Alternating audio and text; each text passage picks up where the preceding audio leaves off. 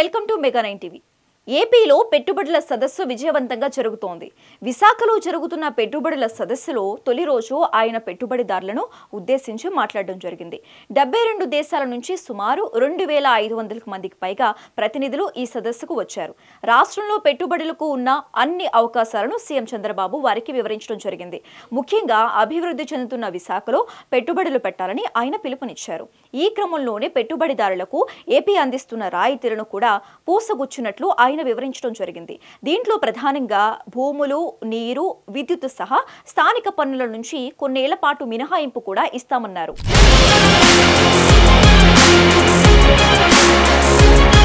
ఇదే సమయంలో పెట్టుబడిదారులకు ప్రభుత్వం గ్యారంటీ ఉంటుందన్నారు.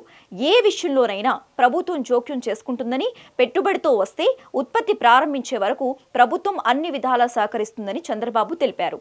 ఈ క్రమంలోనే పెట్టుబడిదారులకు ఎస్కో ఖాతాను ఏర్పాటు చేస్తామన్నారు. అయితే ఇక నిజానికి ఇప్పటి వరకు దేశంలో ఏ ప్రభుత్వమూ ఆఫర్ చేయలేదు. ఎస్కో ఖాతా అనేది అత్యంత కీలక అంశం. పైగా ఇది ఎప్పటికప్పుడు ఫ్రీజ్ చేసుకునే సదుపాయాన్ని కూడా కల్పిస్తోంది. ఇలాంటి వినూత్న ఆఫర్ చంద్రబాబు ప్రకటించడం గమనార్హం.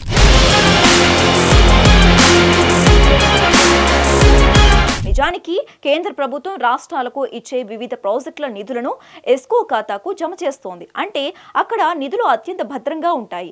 ఇతర ప్రాజెక్టులకు కూడా మళ్లించేందుకు వీల్లేదు.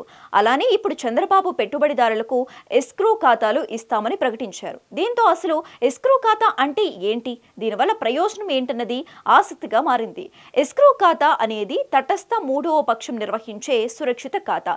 ఇది లావాదేవీల్లోని రెండు పక్షాలు వారి అంగీకరించిన ఒప్పంద షరతులను నెరవేర్చే వరకు నిధులు లేదా ఆస్తులను కలిగి ఉంటుంది.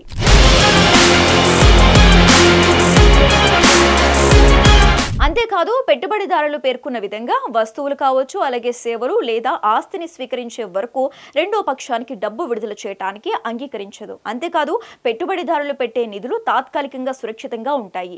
ఈ భద్రత ఇరు పక్షాలకు నమ్మకాన్ని కలిగిస్తోంది. సాధారణంగా ఎస్క్రో ఖాతా అనేది నిర్దేశిత నిబంధనల మేరకు అమలు చేస్తారు. ఇప్పుడు ఇంత సురక్షిత ఖాతాని పెట్టుబడిదారులకు ఇస్తామని చంద్రబాబు చెబుతున్నారు.